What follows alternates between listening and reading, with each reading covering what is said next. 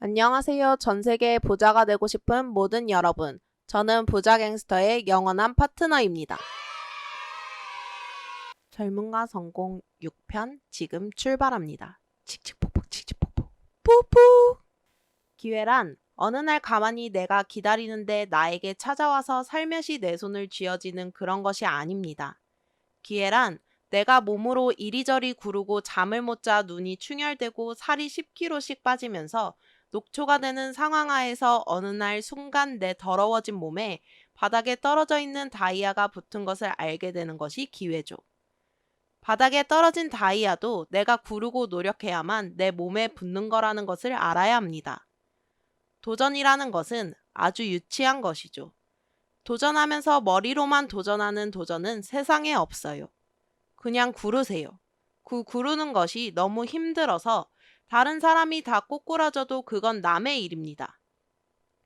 도전이란 내가 남들보다 무식하게 버티는 것이 도전입니다. 전교 1등을 해야지만 공부해서 노력한 것이다? 스스로가 우리는 이게 얼마나 비현실적이고 쓸데없는 소리라는지 잘 알고 있죠. 노력이란 30등 하던 학생이 노력해서 25등 하는 것이 노력이고 25등이 20등 안에 다시 들어갈 수 있게 징검다리를 놓아주는 것이 노력입니다. 사람에게 주어진 능력은 태어나면서 다 틀리죠. 공부 1등 할 수 있는 머리가 주어진 친구와 경쟁하면 아무리 노력해도 1등하기 어렵습니다.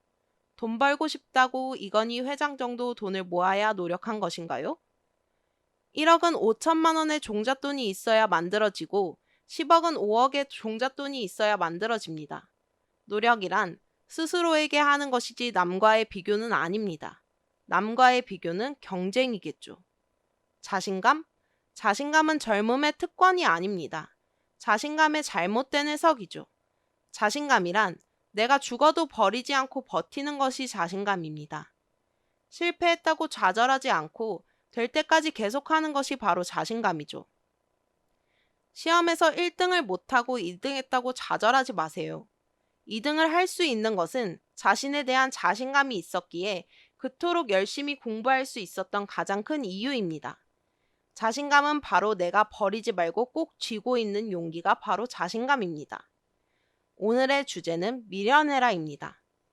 제가 절삭기 가공사업 본부장으로 있던 시기에 중국 쪽에 사업을 진출하고자 5명의 주재원을 중국에 파견한 일이 있었죠.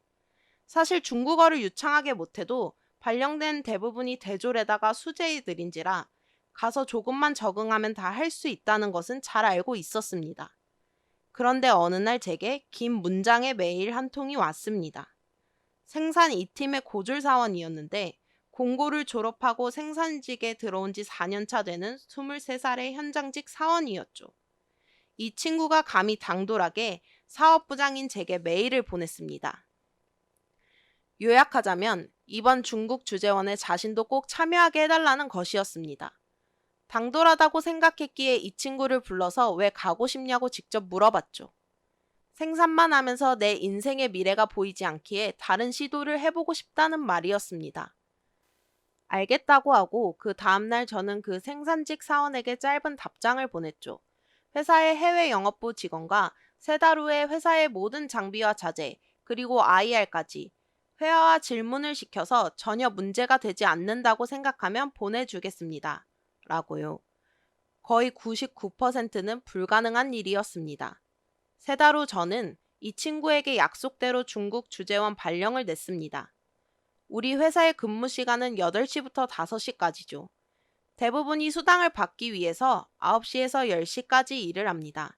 그 수당이 생산직 직원들에게는 아주 큰 돈이고 별도 수입원이나 마찬가지이니 하지 않는 직원은 없죠. 그런데 이 친구가 학원을 다니는지 제게 메일을 받은 날부터 특근을 하지 않더군요. 첫 달이니 뭐 노력 좀 하나보다라고 쉽게 생각했었는데 2달째와 3달째도 특근을 하지 않더군요.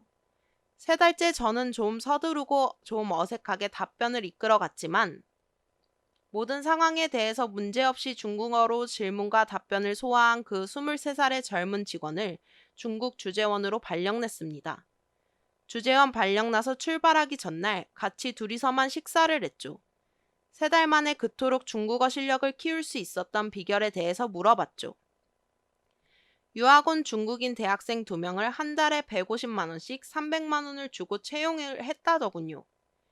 그리고 퇴근 후 이 학생들과 거의 100일 동안 300시간만 자고 이들에게서 과외를 받았는데 이번에 안 되면 죽는다고 생각하니 잠도 안 오고 한 번 본 글자는 눈에서 막 그려지기도 했다는데 하루 24시간을 중국어로만 생각했답니다.